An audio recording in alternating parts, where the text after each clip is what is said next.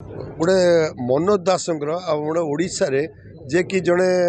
बहुत great writer Manoj दासंकर story थिला लक्ष्मीर अभिसार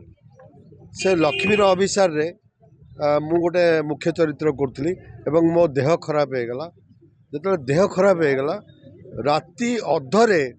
से लोक मत नहीं कि हॉस्पिटल एडमिट करके मो लाइफ टाक से बंचई तेणु मु गोटे कलाकार नुह मु खाली कलाकार हिसाब से आज कहूना बाय हार्ट सी एते एते माने ग्रेट आउ ग्रेट पर्सन जो आज ओडिशावासी आज बहुत पसंद माने ग्रहण कर निहाती भाव में उत्तम भाई भाया लोक मिलवा बहुत मुस्किल खाली एकादश नुह सी आमर गोटे बड़ भाई थे फिल्म इंडस्ट्री बड़ भाई माने सी खाली सिनेमा पाई नथिले अनेक साहाय्य से भी करि आछंती किंतु से आज पर्यंत केबे शोबाजी करना मीडिया आगे जे मु एते लोकन को साहाय्य करछि बोली मोर पर्सनल काम थिला मोर पर्सनल कथा मु कहूछि आपण मानकु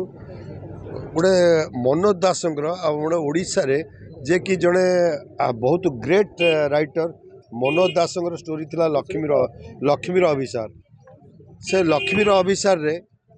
मु गोटे मुख्य चरित्र करूली एवं मो देह खराब हो गला जो देह खराब हो गला राति अधरे से लोक मत नहीं कि हॉस्पिटल एडमिट करके मो लाइफ टाक से बंचई तेणु मु गोटे कलाकार नुह मु खाली कलाकार हिसाब से आज कहूना बाय हार्ट सी एते एते माने ग्रेट आउ ग्रेट पर्सन जो आज ओडिशावासी आज बहुत पसंद माने ग्रहण कर निहाती भाव में खाली एकादश नुह सी आमर गोटे बड़ भाई थे फिल्म इंडस्ट्री बड़ भाई माने सी खाली सिनेमा पाई नथिले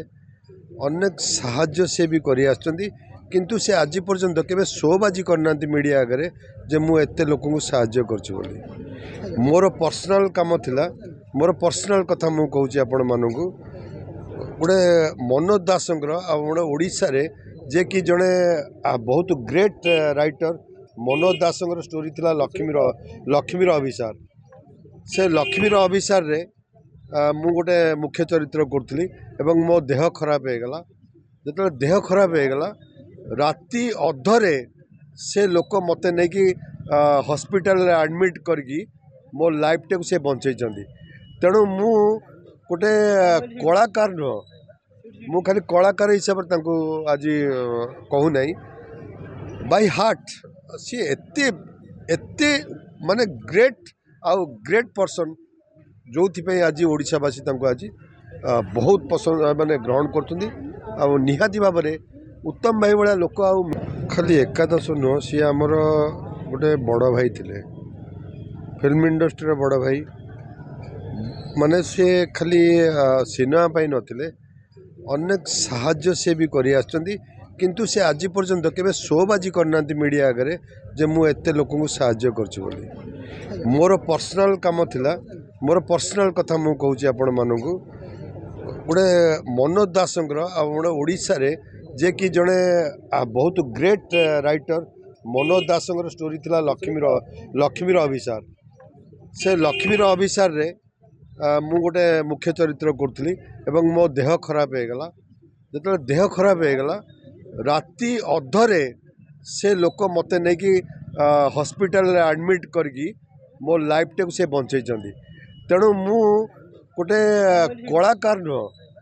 मु खाली कलाकार हिसाब से आज कहूना बाय हार्ट सी एते एते माने ग्रेट आउ ग्रेट पर्सन जो आज ओडिशावासी आज बहुत पसंद माने ग्रहण कर निहाती भाव में उत्तम भाई भाया लोक मिलवा बहुत मुस्किल।